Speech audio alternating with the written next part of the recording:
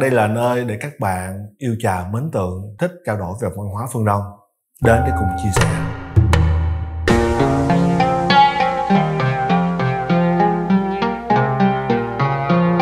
Vì sao chúng tôi chọn tượng Đạt Ma Sư Tổ cho bộ sưu tập mà không chọn bất cứ tượng nào khác? Bởi vì Đạt Ma Sư Tổ trong Phật giáo còn gọi là ông tổ của trà.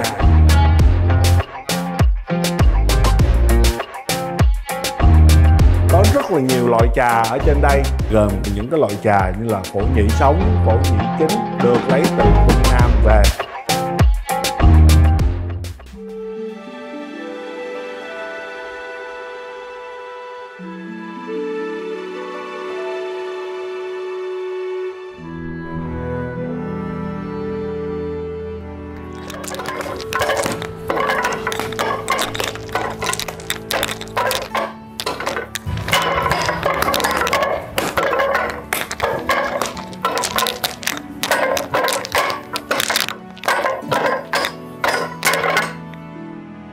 Chào mừng các bạn đến với Kỳ Trà Cát. Đây là một cái nơi để các bạn uống trà, thư giãn và tĩnh tâm. Có thể ngắm những bức tượng tổ rất là đẹp. Tại sao tôi đặt tên là Kỳ Trà Cát? Bởi vì Kỳ chính là tên của mình.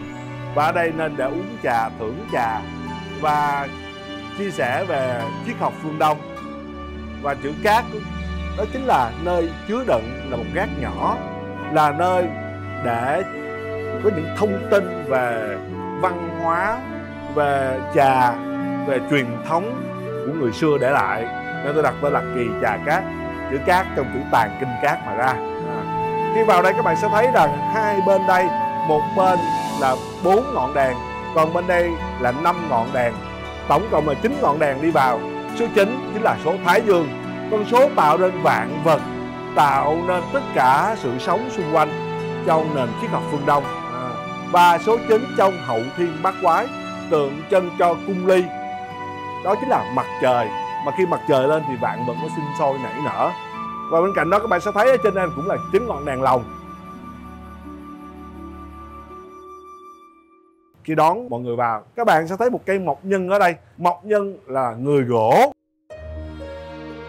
là tượng trưng cho một việc là bảo vệ ở đây. Trong triết học phương Đông thì cây mộc nhân này tượng trưng cho dương, bởi vì tượng trưng cho võ thuật và thiền. Trà tượng trưng cho âm, võ thuật và trà đạo. Các bạn sẽ thấy rằng chúng tôi trồng bên đây là một hàng trúc ở phía tay trái của mình, nhìn từ trong ra. Người ta nói tả thanh long, thủ bạch hổ. Thanh long nằm phía bên tay trái, tượng trưng cho hành mộc, tượng trưng sự hỗ trợ, tượng trưng cho con người quân tử. Giờ hãy cùng Kỳ đi vào bên trong để xem có gì đặc biệt và thú vị trong Kỳ Trà Cát nhé. Vì sao chúng tôi chọn tượng Đạt Ma Sư Tổ cho bộ sưu tập mà không chọn bất cứ tượng nào khác? Bởi vì Đạt Ma Sư Tổ trong Phật giáo còn gọi là ông tổ của trà. Chuyện rằng khi mà Đạt Ma Sư Tổ trong lúc thiền định mỏi mệt, Ngài cắt mí mắt của Ngài ném xuống đất và từ đó mọc lên 5 cây trà. Đó chính là biểu tượng của sự thức tỉnh.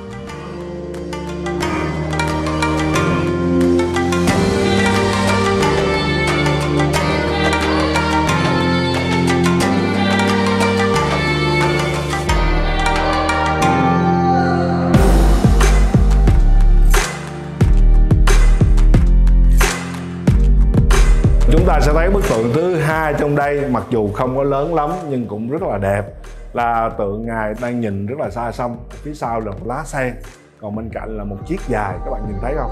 Nếu nhìn cái khuôn mặt sẽ thấy được sự từ bi, nhưng trong đó là cái sự dũng của Ngài. Đây là hoàn toàn, đây là lũa nu hương. Các bạn nhìn thấy rất là đẹp. Tiếp tục thì trong tĩnh có động, trong thiền có võ thuật, có sự mạnh mẽ. Thì Bồ Đề Đạt Ma còn là người sáng lập ra môn phái Thiếu Lâm Tự, môn võ thuật.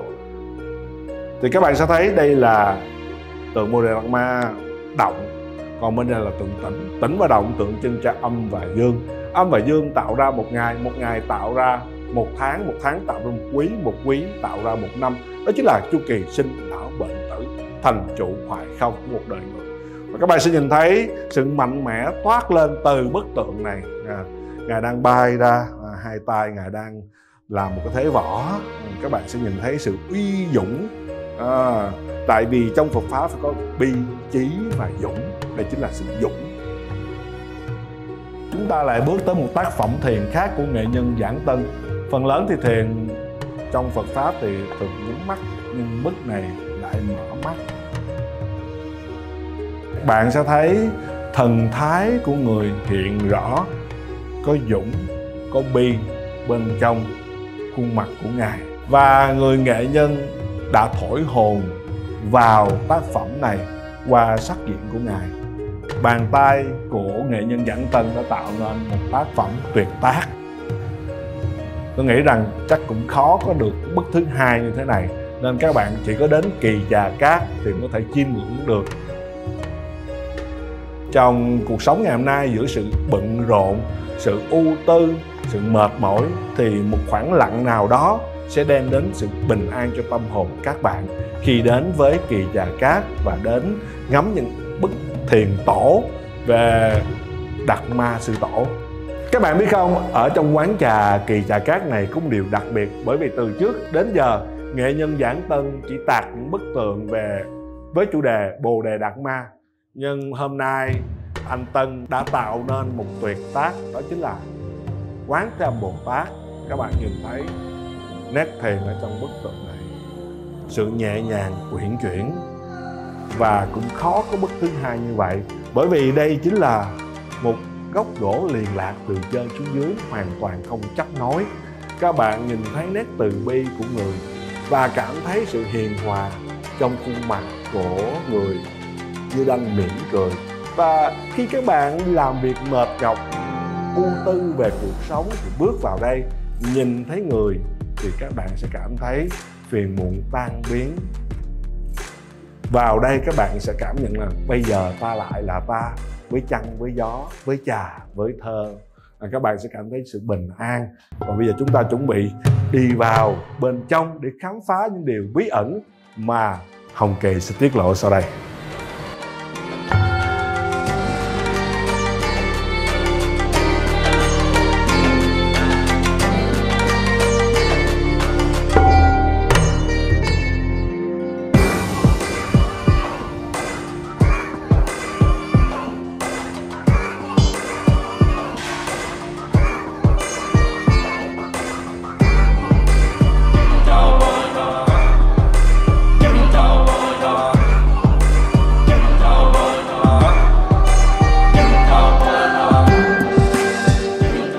Bây giờ chúng ta cùng nhau đi vào khu vực thưởng trà, rất là đẹp, các bạn nhìn thấy không? Trước khi vào chúng ta sẽ thấy rằng ở đây bố cục là hình tròn, hoàn toàn tất cả mọi hình ảnh đều là hình tròn, bởi vì người ta gọi là trời tròn đất vuông. Trời chính là dương, bởi vì chúng ta đi vào nơi tràn ngập năng lượng dương. Và mời các bạn đi vào bên trong nha, các bạn sẽ nhìn thấy.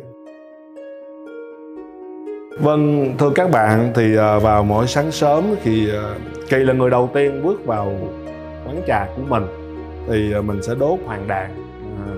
Mùi thơm rất là dễ chịu và cảm thấy năng lượng nó sẽ rất là dồi dào. Nếu các bạn có dịp tới đây, các bạn sẽ nghe cái mùi hoàng đàn, cái hương thơm làm lắng động lòng người.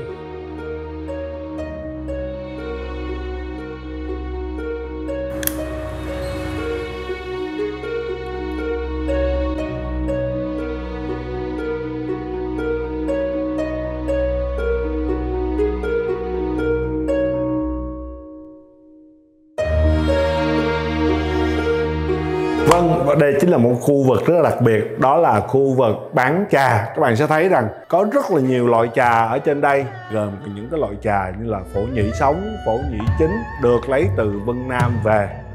Và ở đây là trà Việt Nam, là trà cổ thụ San Tuyết, là những cây cổ thụ hàng trăm năm tuổi ở Yên Bái, Hà Giang, Sơn La.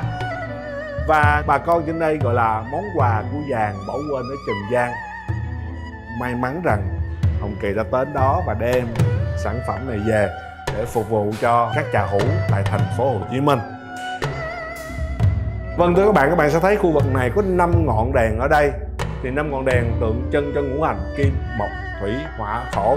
Kim tượng trưng cho sức mạnh, quyền lực và sự công bằng. Thổ tượng trưng cho sự tin tưởng, chắc chắn và bền vững. Hỏa tượng như tình yêu thương và sự lan tỏa. Mộc tượng trưng cho lòng từ bi, giáo dục và sự phát triển.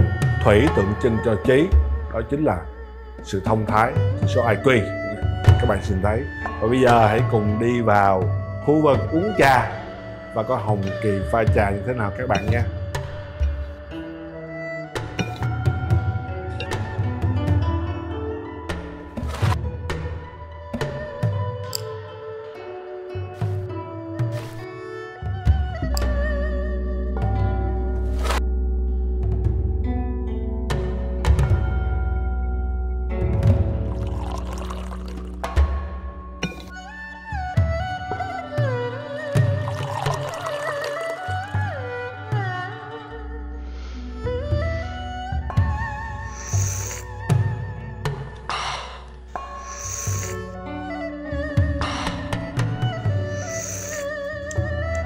Phương Đông hay nói 1 năm trà, 3 năm thuốc, 7 năm bổ. Và hôm nay mình uống chén trà này mình cảm thấy rất là dễ chịu. Hy vọng rằng các bạn có thời gian đến với Kỳ Trà Cát để thưởng thức những chén trà từ chính tay Hồng Kỳ trình diễn. Vâng, các bạn chuẩn bị đi vào nơi uống trà đặc biệt nhất của Kỳ Trà Cát. Trước khi vào, các bạn đã thấy cái vòng xoay tròn như thế này. Như đã trình bày lúc trước thì cái vòng tròn này chính là tự nhiên của sự sống. Sinh khí á, thì đi cong, sát khí thì đi thẳng. Nên tất cả hình hài trong kỳ trà đều mang cái nét uốn lượn. Bây giờ mời các bạn vào trong đây thưởng trà của mình nhé.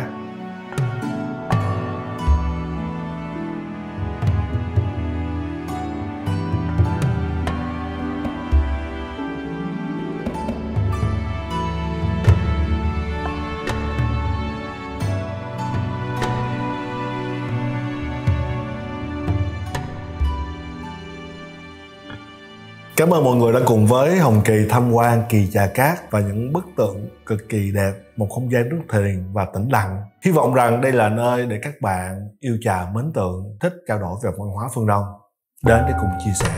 Kỳ Trà Cát chào đón các bạn.